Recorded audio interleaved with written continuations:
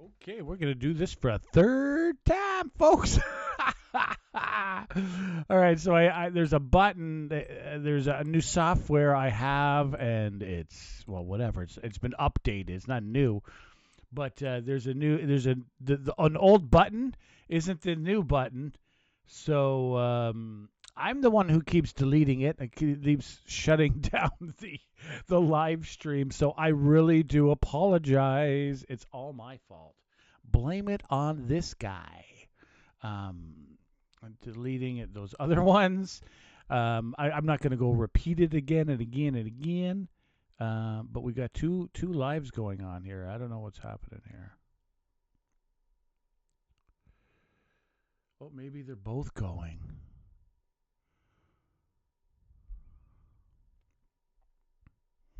But it's definitely going to be exciting in Parliament. I don't know which one we got going here. Oh, okay, it ended. There we go. So 2, 3, 4. It ended in 2 minutes, and that one lasted 2 minutes and 34 seconds. Now, thank you for all coming back. If you did, if you didn't, well, who cares? Okay, so this is the new guy. This I promise not to end the live stream as abruptly as the last two. Maybe I'll do it in a different way. Thank you, Janet. None. I'm having none of that, Janet. I'm pulling up my accent. Debbie. Calgary here. Oh, Calgary.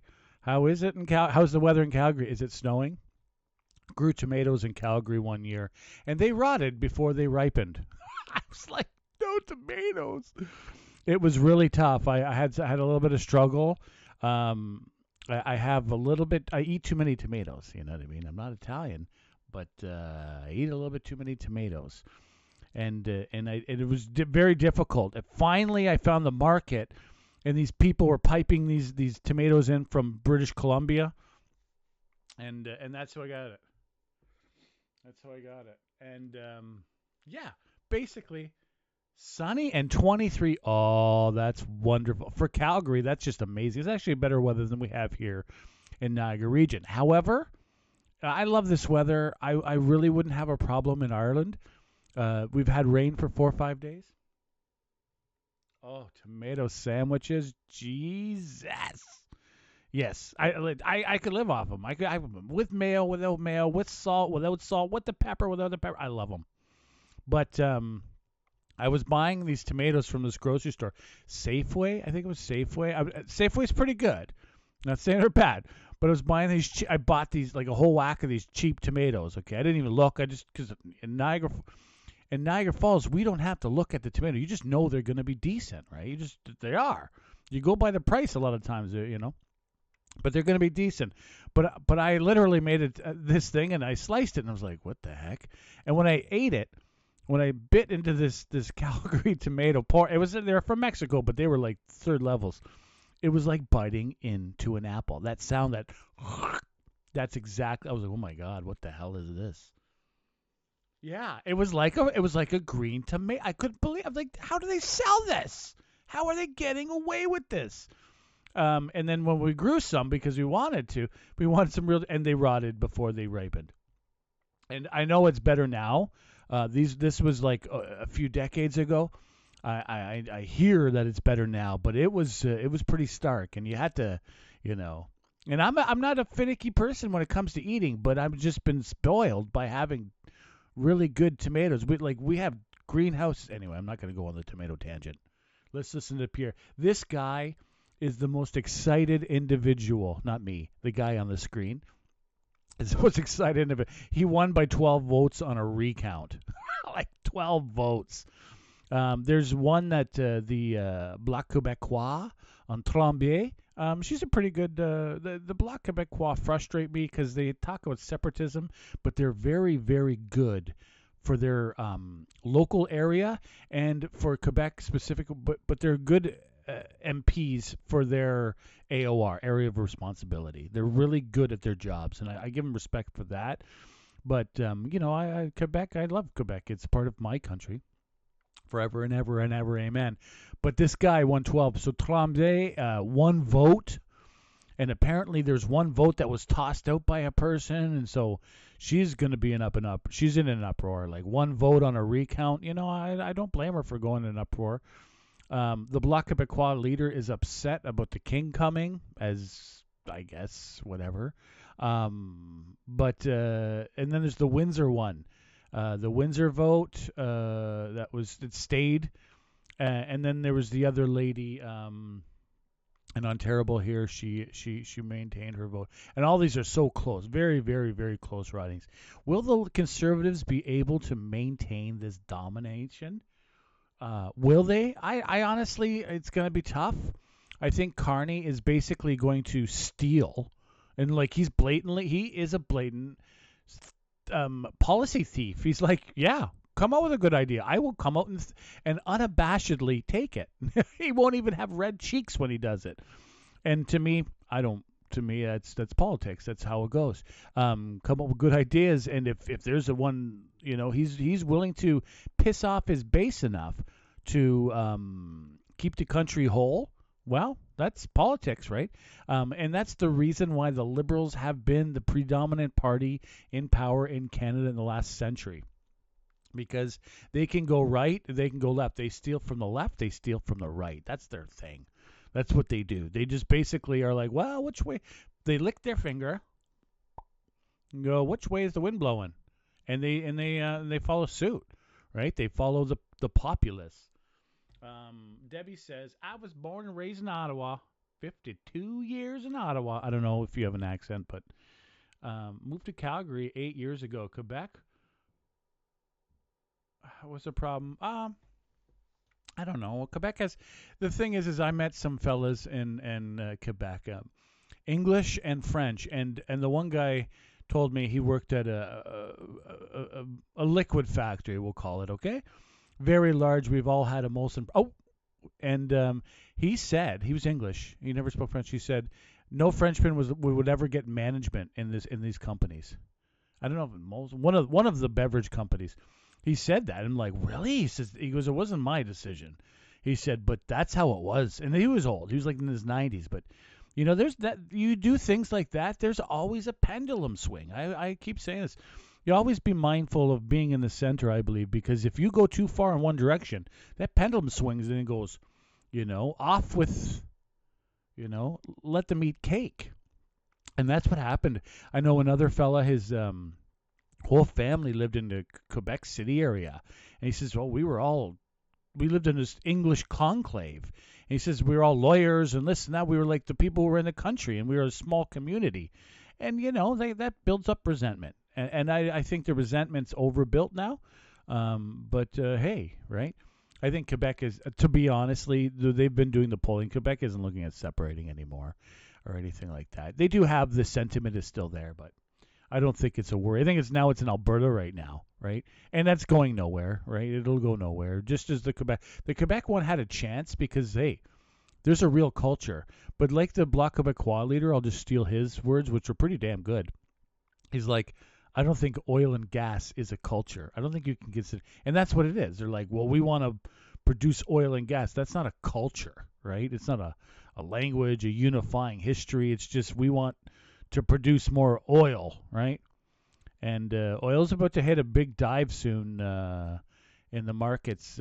Most likely it's going to do a dippity dip, dip, dip, and it's not going to be as profitable in the very short term. Okay, so I've talked enough. But yeah, this is the thing about oil. Oil is good for planes and cars, right? Besides that, no one really uses it anymore. Up in the Arctic, those poor people up there, not poor, but I mean, like poor you, they have to use oil and gas to like power their towns and cities. They have these generators, and they go down all the time. There's like one stressed into EGS guy, electrical generation systems guy, up there in every single town who's literally stressed out as a airplane navigator. Just a highly stressed individual because these things go down, and it's old technology. It's not totally reliable. And so basically, Manitoba is talking about, I like this new premier, this Wab Canoe. I got 100,000 points for him. Wabkanu basically said, hey, we're going to look at EGS. We're going to have the power lines for electrical generation systems. Here, I'll even put up the picture. This is the picture that I did. Apparently, no, you can't see it. There. Oh, not that one. Anyway, there's a corridor. It looks like it would go from Churchill, and then it'll go up along the coast of Hudson Bay, and then skip over across to to Callaway, the cities. Basically, we're looking at hey, and if they do that, that's pretty good because he had 500 megawatts. Million megawatts that were being sold to Minnesota that he's now made available basically to power the North. Powering the North with transmission lines should be a federal unifying project, especially when Trump is talking about, Trump is looking to expand, right? Peacefully expand. Okay, Edman, Tunder, the best Frenchmen, the ones who leave Quebec behind them. I don't know. I got no problems with French. It's a difficult situation because of past, right? And it has nothing to do with me, but it does now because it's a part of our stuff. Let's listen to this. The most excited individual. This guy won by 12 votes. Another one like that, 1 vote. Ooh. 1 vote, and especially when a couple got tossed out, I honestly have faith in Elections Canada that they're trying to do a good job. I did a little bit of, I nosed around will work for them, and they do a damn good job. It's pretty, they're fairly unbiased. It's not something so because we have the party system. There's a lot of unbiasedness in it.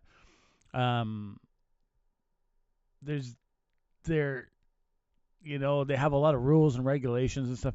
So it's pretty good. Do they screw up? Absolutely. They're playing with paper and pens and people, right? Of course there's going to be screw ups. So there's going to be screw ups. When you're talking votes winning by 1 or 12 votes, geez, there's going to be mistakes. 10,000, 1,000, yeah, clearing and concise. But this was a close one. The Conservatives have to do something to maintain this amount of support. You can't expect the argument of, they've been in for 10 years. It's time for us to come in. No, I think they're going to do a change under Carney, but maybe not. We'll see. It looks like Carney's had some off the gate. There's been some problems. Guilbeault talking about no more pipelines when his job is French culture. They put him in the French corner, and he's talking about oil, pissing off the Albertans. I think Carney will most likely this guy Hudson. I think he is going to be the energy minister or something. He really sounds like he's like, that's it. We're opening up the can of building big projects in Canada again, and you have the money at the table. That's how he's sounding like it. We're going to hear about more from him in the next few days. The finance minister, Loyal has a large this and that. We'll see how this goes with the finance minister. There's a bunch of nicknames against him that I won't mention. You can do it on your side. All right, here is the most excited man in Newfoundland. I almost did it again. I almost pressed the button to end this. Myself and Carol Anstey from Newfoundland and Labrador.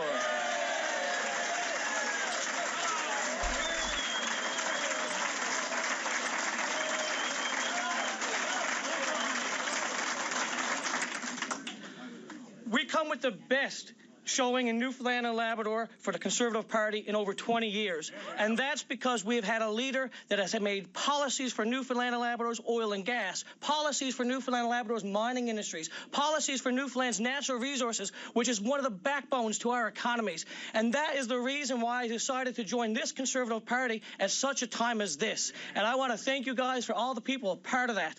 And we are very looking forward to bringing these policies with our next Prime Minister, Pierre Poilievre, in the next election, hopefully in 2026.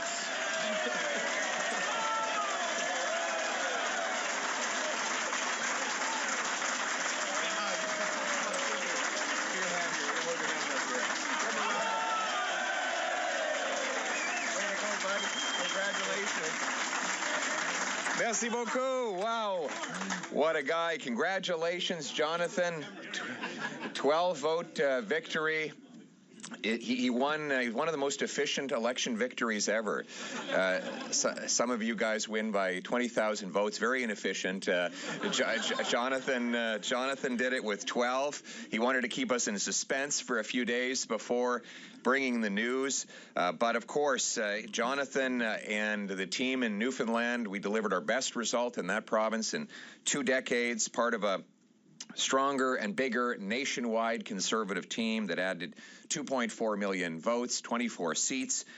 News of the recount in Newfoundland strengthens that and points to the fact that we've expanded our coalition to include union workers, young people, newcomers, and others who had never voted before. They voted for hope, for a change. And while we narrowly missed forming government, we now have every duty to fulfill that hope and fight for that change. And that change means a Canada that is affordable, safe, self-reliant, and united. And those are our priorities for this session of Parliament.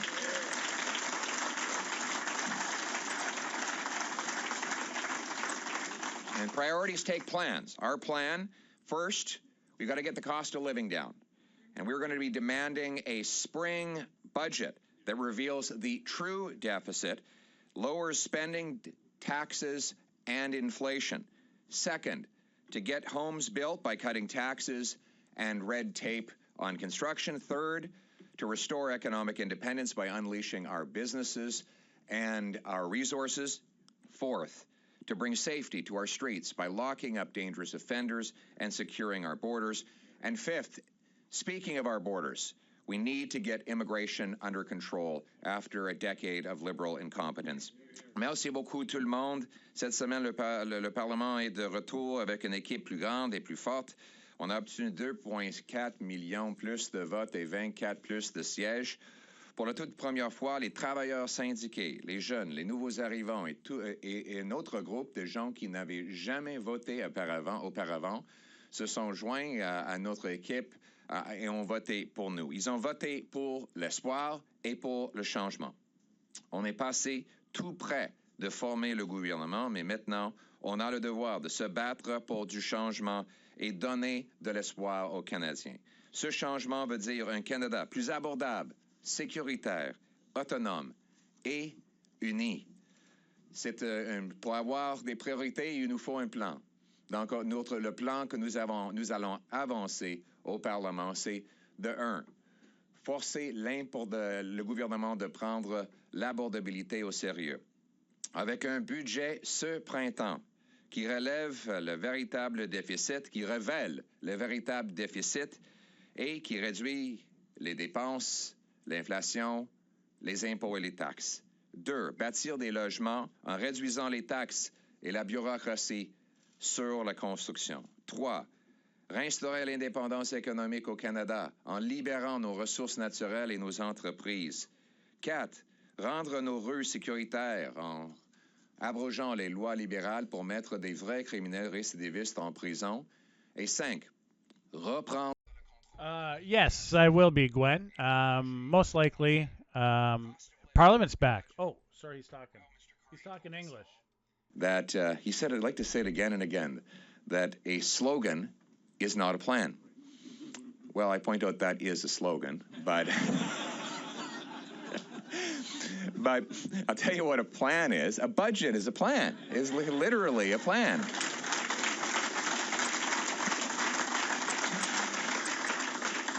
And first, his finance minister said there would be no budget this year for the first time outside of COVID in approximately 2 decades.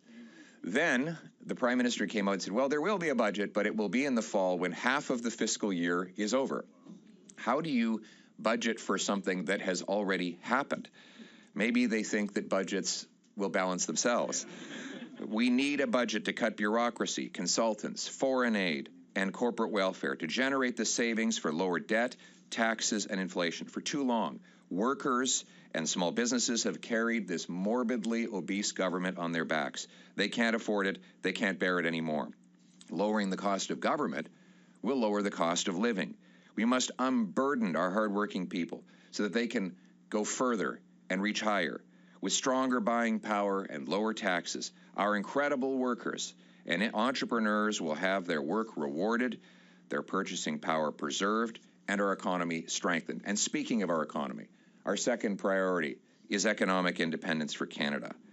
We all want a permanent end to tariffs with the U.S., and we will work with the government to help make that happen. I've already told the Prime Minister that we are happy to cooperate any way we can to bring about an end to this unnecessary dispute and restore our not just our sovereignty, but also tariff-free access to the most successful international trading arrangement in the world.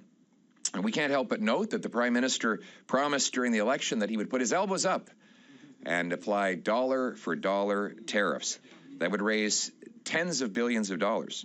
Now, let's be clear. He said that it would raise $20 billion this year alone, and he published that in a platform released after he had quietly eliminated most of those tariffs.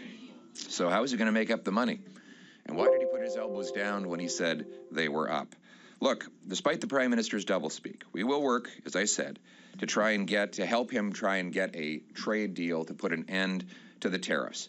But we also need to focus on making our own economy more independent and self-reliant, so that we're no longer vulnerable to such international surprises. That means unleashing our industry and its mighty workers to make things here for ourselves and for overseas markets. It's not enough to say you want to build. The government must remove the laws, taxes, and rules that stand in the way. And that's why Conservatives are proposing practical and real removal of obstacles, and the industrial carbon tax, the energy caps, the electric vehicle mandates, the No New Pipelines law, the West Coast shipping ban, and more. If the government agrees to these changes, we will move as early as the spring to pass them all. They have our word. Let's remove the obstacles. Let's harvest our resources. Let's make Canada truly independent.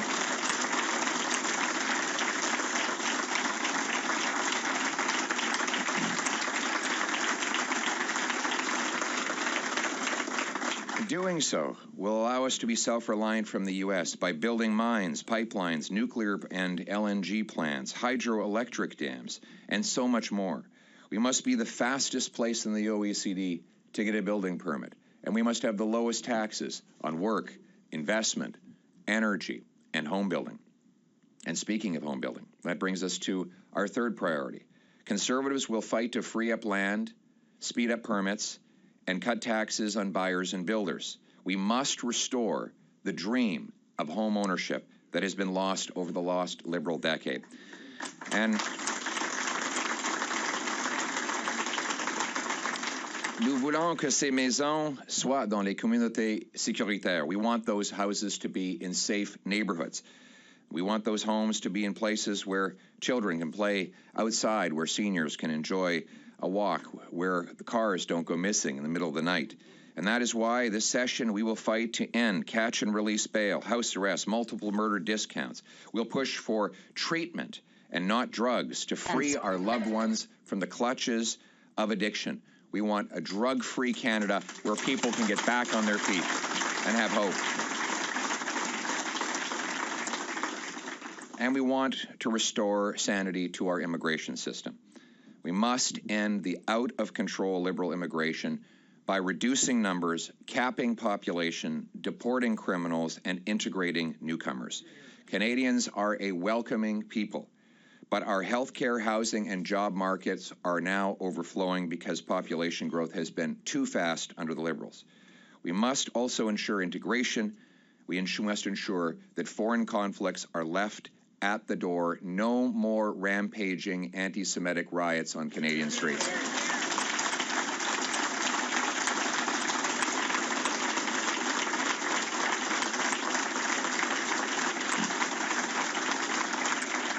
So once again, our 5 goals for this session: bring down the cost of living with a budget that cuts spending, taxes, and inflation. Boost home building by cutting taxes and regulatory red tape on construction.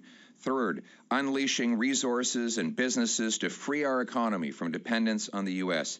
Fourth, restore safety on our streets by repealing Liberal laws, locking up repeat offenders, and securing our borders. And fifth, getting immigration under control. These are our goals. But our mission can be summed up in one word: hope. De l'espoir pour les Canadiens qui travaillent fort. On va être leurs champions. Leurs préoccupations sont les nôtres. Leurs causes sont nos objectifs. Ils comptent sur nous. Ils croient en nous. Ils ont voté pour nous pour un meilleur avenir. When we expose liberal failures, when we spring budget that reveals the true deficit, lowers spending, taxes, and inflation. Second, to get homes built by cutting taxes and red tape on construction. Third, to restore economic independence by unleashing our businesses and our resources. Fourth, to bring safety to our streets by locking up dangerous offenders and securing our borders. And fifth, speaking of our borders, we need to get immigration under control after a decade of liberal incompetence. Merci beaucoup tout le monde. Cette semaine, le Parlement est de retour avec une équipe plus grande et plus forte. On a obtenu 2,4 millions plus de votes et 24 plus de sièges.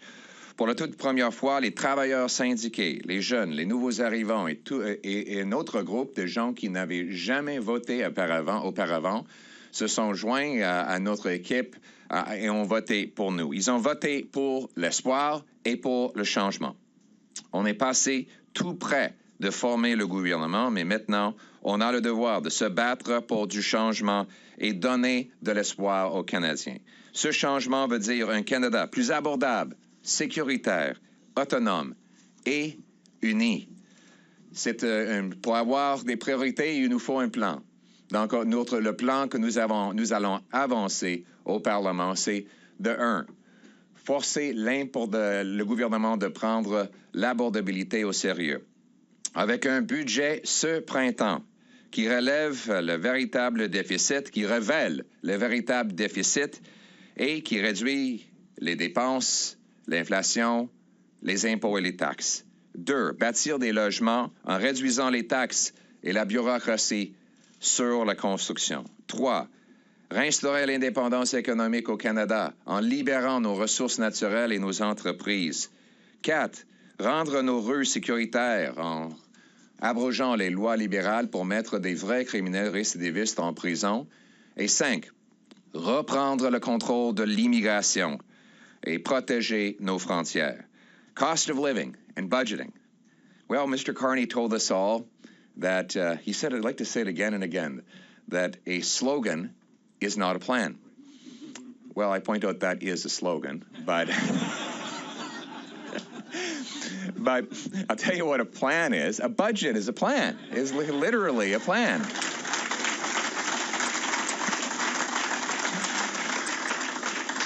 And first, his finance minister said there would be no budget this year for the first time outside of COVID in approximately 2 decades. Then the prime minister came out and said, well, there will be a budget, but it will be in the fall when half of the fiscal year is over. How do you budget for something that has already happened? Maybe they think that budgets will balance themselves. We need a budget to cut bureaucracy, consultants, foreign aid, and corporate welfare to generate the savings for lower debt, taxes, and inflation. For too long, workers and small businesses have carried this morbidly obese government on their backs. They can't afford it. They can't bear it anymore. Lowering the cost of government will lower the cost of living. We must unburden our hardworking people so that they can go further and reach higher. With stronger buying power and lower taxes, our incredible workers and entrepreneurs will have their work rewarded, their purchasing power preserved, and our economy strengthened. And speaking of our economy, our second priority is economic independence for Canada.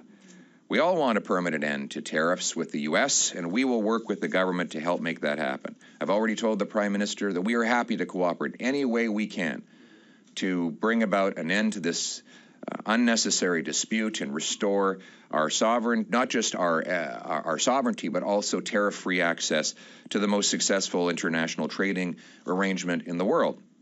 And we can't help but note that the Prime Minister promised during the election that he would put his elbows up and apply dollar-for-dollar tariffs. that would raise tens of billions of dollars. Now, let's be clear. He said that it would raise $20 billion this year alone, and he published that in a platform released after he had quietly eliminated most of those tariffs. So how is he going to make up the money? And why did he put his elbows down when he said they were up? Look, despite the Prime Minister's doublespeak, we will work, as I said, to help him try and get a trade deal to put an end to the tariffs. But we also need to focus on making our own economy more independent and self-reliant so that we're no longer vulnerable to such international surprises. That means unleashing our industry and its mighty workers to make things here for ourselves and for overseas markets. It's not enough to say you want to build. The government must remove the laws, taxes, and rules that stand in the way. And that's why Conservatives are proposing practical and real removal of obstacles, and the industrial carbon tax, the energy caps, the electric vehicle mandates, the No New Pipelines law, the West Coast shipping ban, and more. If the government agrees to these changes, we will move as early as the spring to pass them all. They have our word. Let's remove the obstacles. Let's harvest our resources. Let's make Canada truly independent.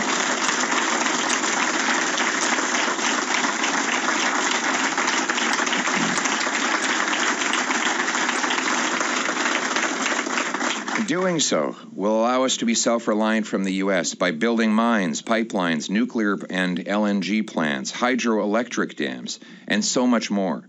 We must be the fastest place in the OECD to get a building permit, and we must have the lowest taxes on work, investment, energy, and home building. And speaking of home building, that brings us to our third priority. Conservatives will fight to free up land, speed up permits, and cut taxes on buyers and builders. We must restore the dream of home ownership that has been lost over the lost Liberal decade. And nous voulons que ces maisons soient dans les communautés sécuritaires. We want those houses to be in safe neighborhoods. We want those homes to be in places where children can play outside, where seniors can enjoy a walk, where the cars don't go missing in the middle of the night. And that is why this session we will fight to end catch and release bail, house arrest, multiple murder discounts. We'll push for treatment and not drugs to free our loved ones from the clutches of addiction. We want a drug-free Canada where people can get back on their feet and have hope.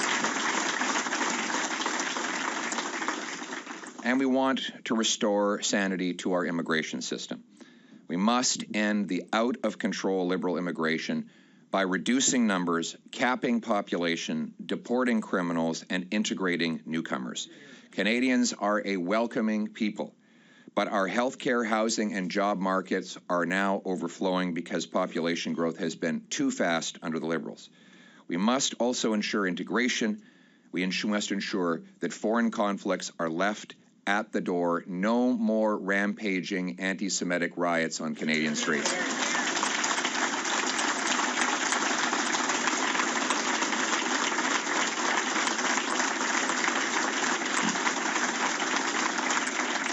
So once again, our 5 goals for this session: bring down the cost of living with a budget that cuts spending, taxes, and inflation. Boost home building by cutting taxes and regulatory red tape on construction. Third, unleashing resources and businesses to free our economy from dependence on the U.S. Fourth, restore safety on our streets by repealing Liberal laws, locking up repeat offenders, and securing our borders. And fifth, getting immigration under control. These are our goals, but our mission can be summed up in one word: hope. De l'espoir pour les Canadiens qui travaillent fort. On va être leurs champions. Leurs préoccupations sont les nôtres. Leurs causes sont nos objectifs.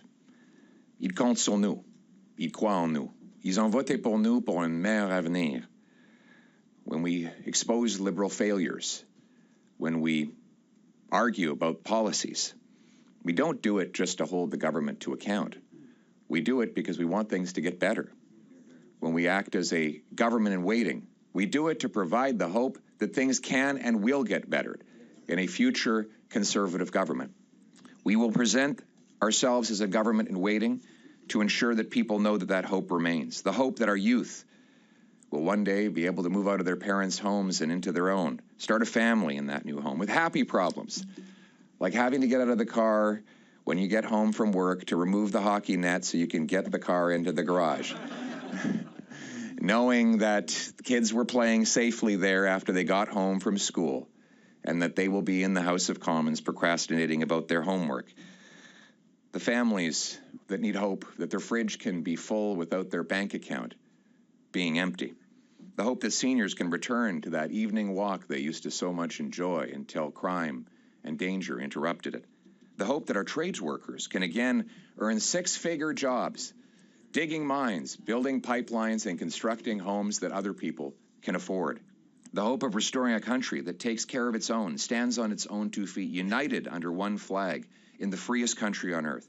The hope that the strivers, the battlers, the fighters, the ones who scrape by and fight on, the ones who get knocked down but get back up and never quit and keep pushing forward, they won't give up, and neither should we. We are their champions. Their worries are our concerns. Their cause is our purpose. They are counting on us. They believe in us. They put their hope in us, and we will fulfill that hope for our people, for our country, for Canada, now and forever. Thank you very much. Merci beaucoup tout le monde. Thank you. Amen. Hallelujah. Praise Jesus. Jesus saves, Lord. Oh, sorry. I got went a little bit on this. I don't think that any of these things, Debbie Barrett, a troll who can't spell. Debbie Barrett, go ahead.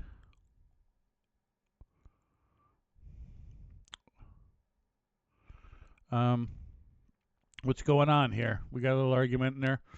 Yeah, of course.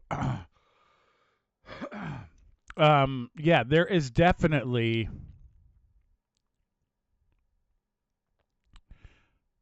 a lot of those stupid issues that the Democrats are pushed are gone. We've changed government. Now everyone who got to power speaking like that slow, talk to you like a children speak, shutting down speech and all that so they can just do what they want. That's over. And the government won't hold at all. They got the Albertans are going up. They're freaking out. The Quebecers are ready to riot. In a light way. We have international affairs really knocking at the door. It won't fly anymore. You can only. Don't make me diss my cat. Don't you diss my ketchup chips. I can't. You got me then. But all of that silliness happens when everything's perfect and everything's dandy. Well, everything was perfect and everything was dandy as the stock market has been gaining so much money. But what Trump's doing is saying it's not about all about the stock market. Yes, he's of course involved with, loves it. It's not about the stock market. He says it's about Main Street. And Bissett, his treasury guy, said it best. He said basically.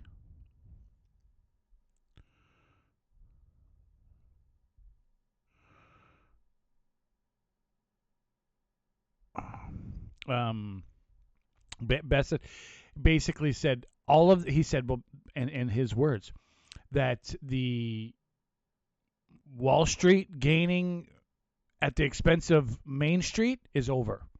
That's what and it has to happen. We've really had a whole generation. I know I shouldn't say it because but the whole generation of putting our money into the investment model is, they said, if it's a necessity, put your investment dollars into them. So whenever time you have 20% of any market is an investor group, it'll always go up. When you have 20% of the people all wanting the same thing, wanting it to go up, the prices will go up. So we have, Warren, who's retiring because they've pushed it as far as you can. His idea that bringing food prices up because people will pay it has basically killed all kinds of other industries. The disposable income, the useless income to go buy a movie and stuff like that, people can't can't afford it anymore. We're worried about getting beans. Now we have a larger selection, but our food is going way up. And the answer is always by our politicians have been, well, we have to get it from cheaper and cheaper places where labor is lower and lower. Well, that's not an answer. What they needed to do was deal handily with the investor class. And that's what Trump's doing. And I know that it really pisses everyone off and it really screws things up. But the investor class is going to continue to bring up prices to the point where like people will be literally can't afford food and housing, which is it's getting there, right?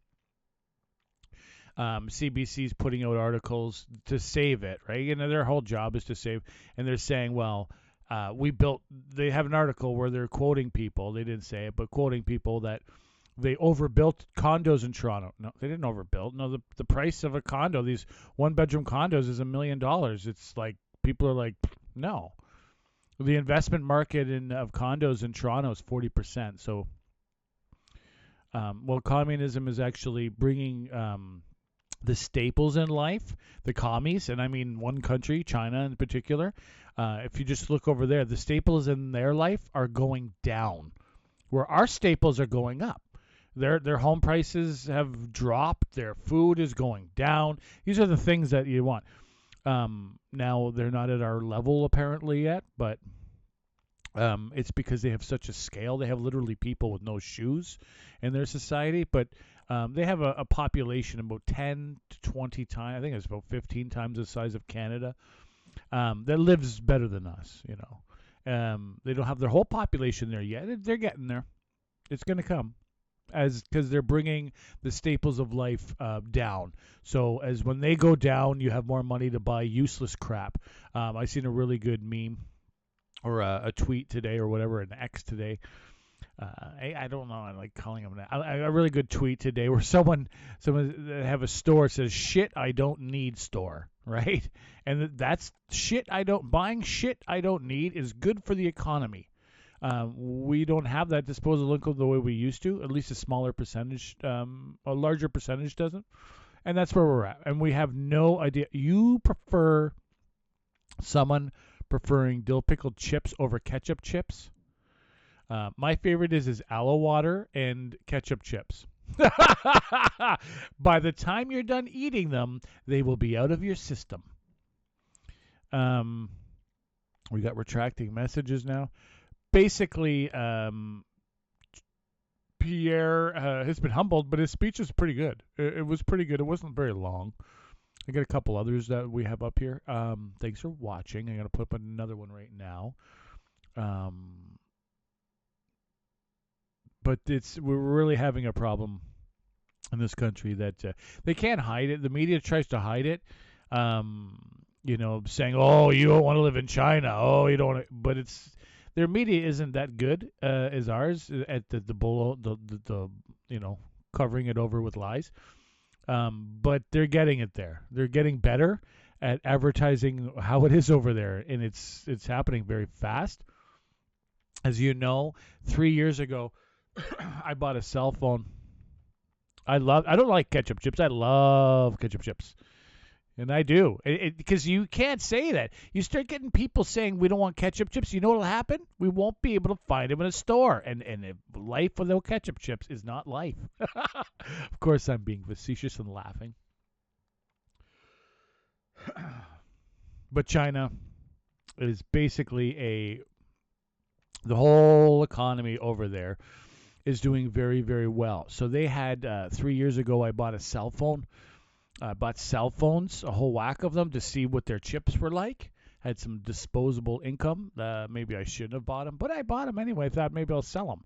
Well, these phones were like, holy crap, step back in time. And they could do everything. The cameras were good on them.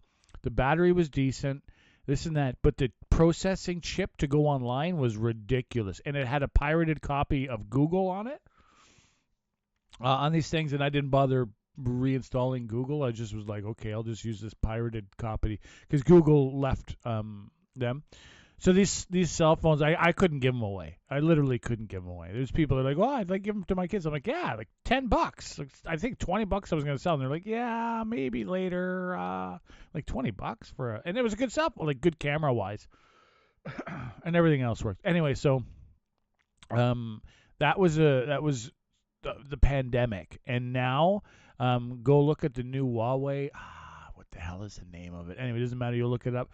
The new Huawei computer chips and operating. It's just some people will say superior to Android or Microsoft. I don't know about that. Well, it's basically it's at least par. It's pretty cool. It's got some cool things on it. It's close to par, we'll say. In 3 years, from like, oh my God, this is like you don't want to go on the internet on this cell phone, to they're at par. And this is with Chinese chips. They're saying that there's some most likely stolen patents are in those chips, most likely. But are they American chips? I don't know. That's what we're gonna find out.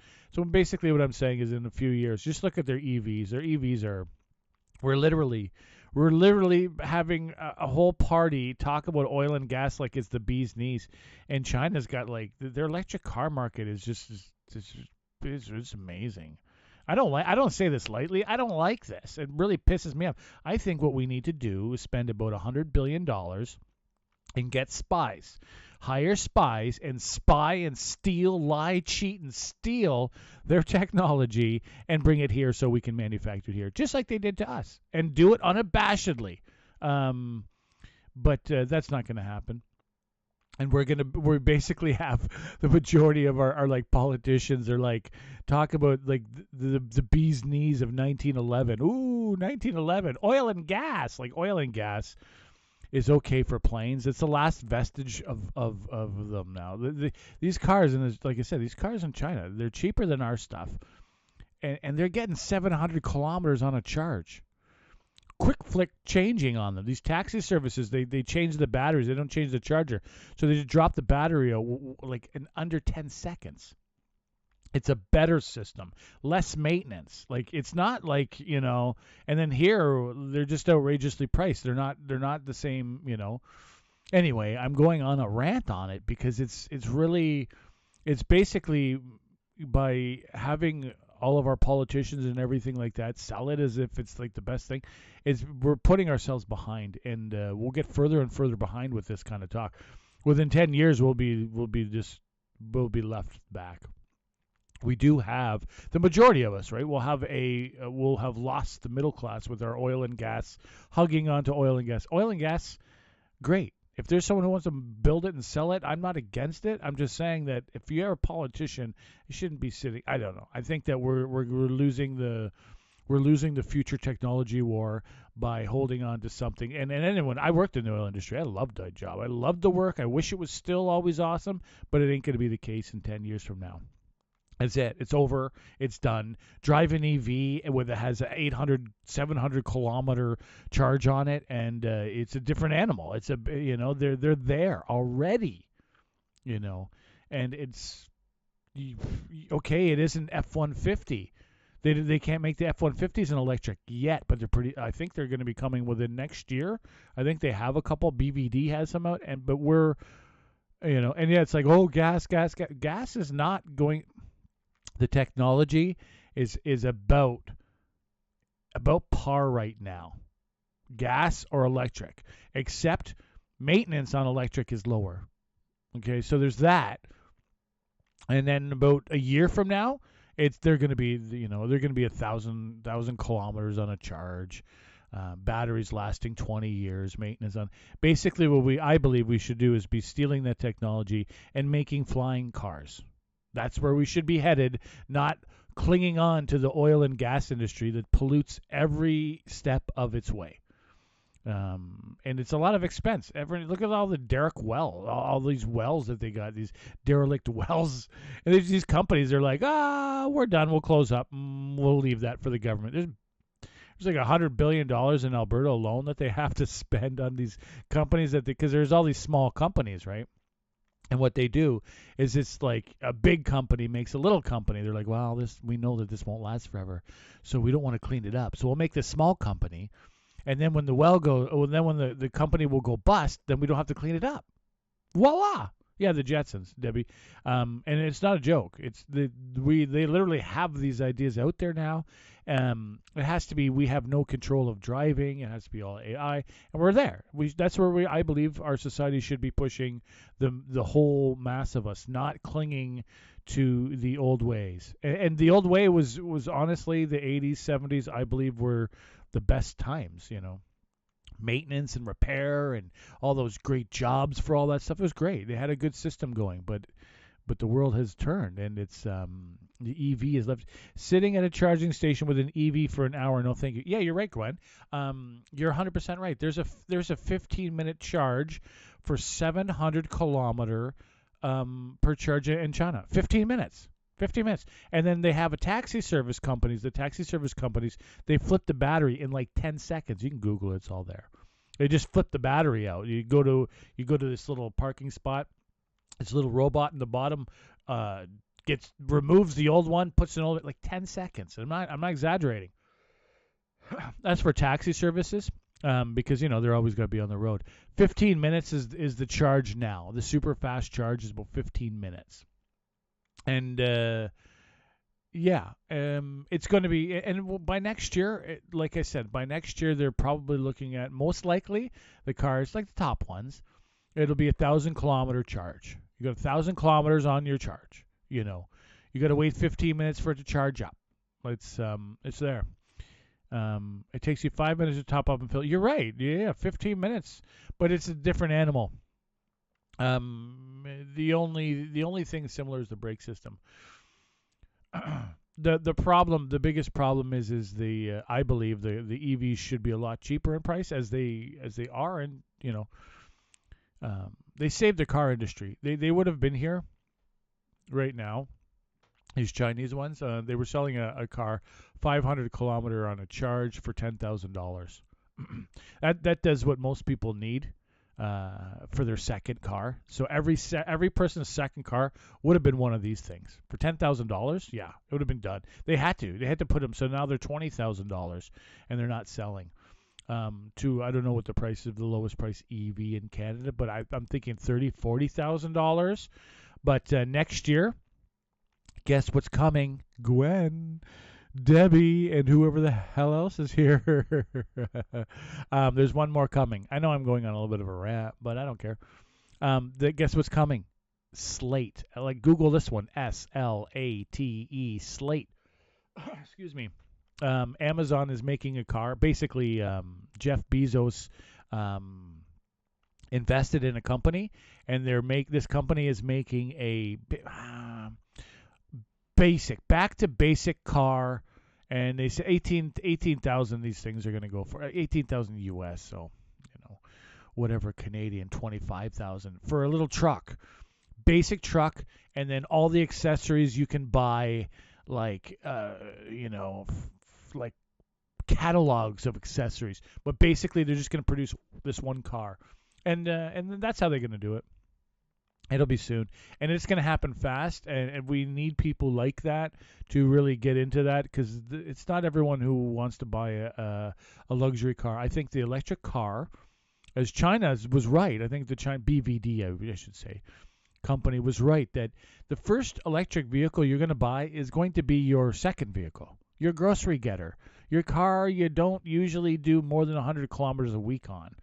Everyone's second car, and that's where they should have been marketing it. And I think Tesla will have to compete with that area of the market, and that's where we're going to see the big shift. They got to be there, in my opinion. All right, thanks for watching. I'm going to put on another one. Something else that happened today.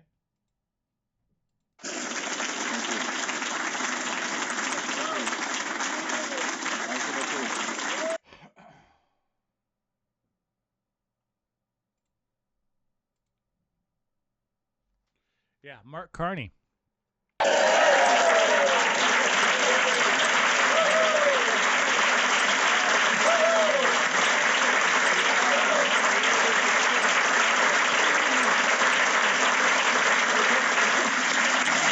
Let's get to work.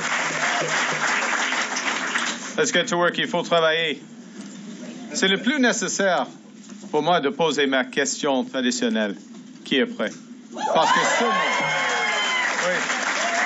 I don't have to ask whether this room is ready. I know this room is ready. This is the room. Yes, you are. Because this is the room.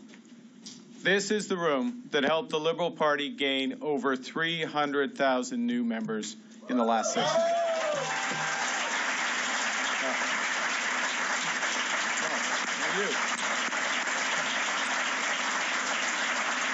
This is the room. This is the room. Nope. This is real work. This is real work. This is the room that won our party a strong mandate at the most crucial time in our nation's history. 8.6 million votes. Who's counting? 8.6 million votes. The largest, the most votes in Canadian history. The largest. Yeah.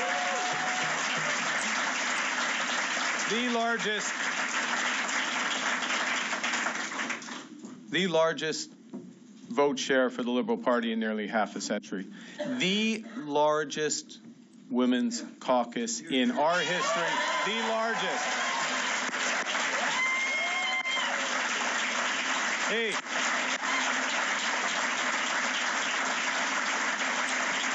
Hey, CC.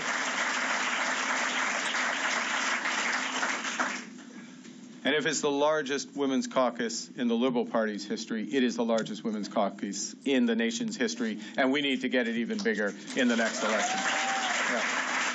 We have the largest BC caucus ever. Right. Notre plus grand caucus québécois des 45 dernières années.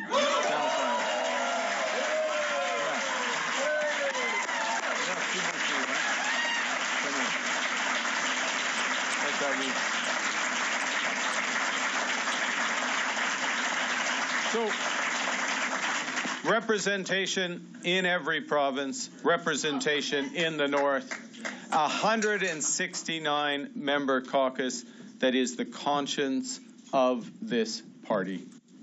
You know what the issues are in your communities. You know what the priorities are of Canadians. You know the scale of responsibility that we have been given, and it is enormous. Our government has been elected to do nothing less than define a new economic and security relationship with the United States and build, and there's a lot of ands in what I'm about to say, and build the strongest economy that works for everyone. Canadians also want their life to become more affordable. They want their communities safer.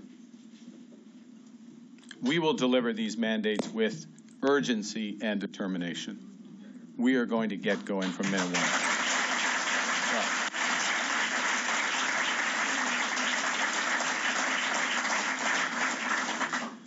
We are starting as we aim to go on.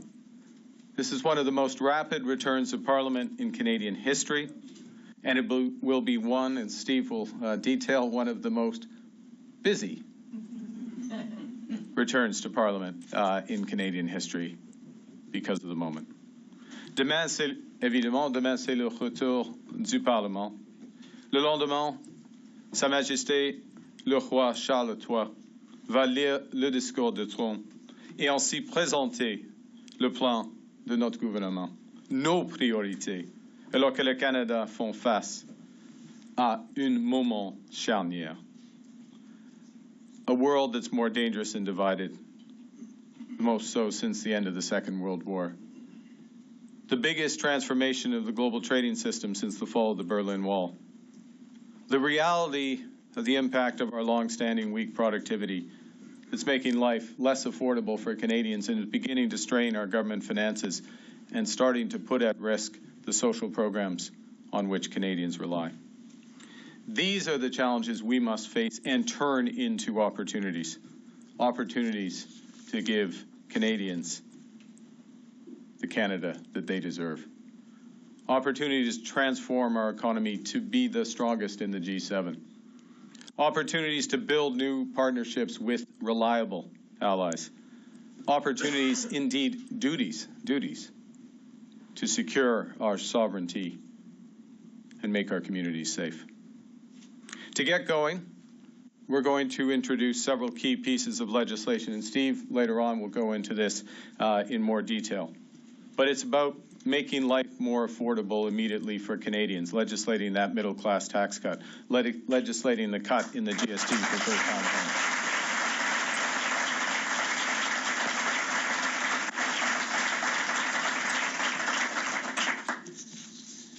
Nous allons travailler de près avec les provinces, les territoires, les communautés autochtones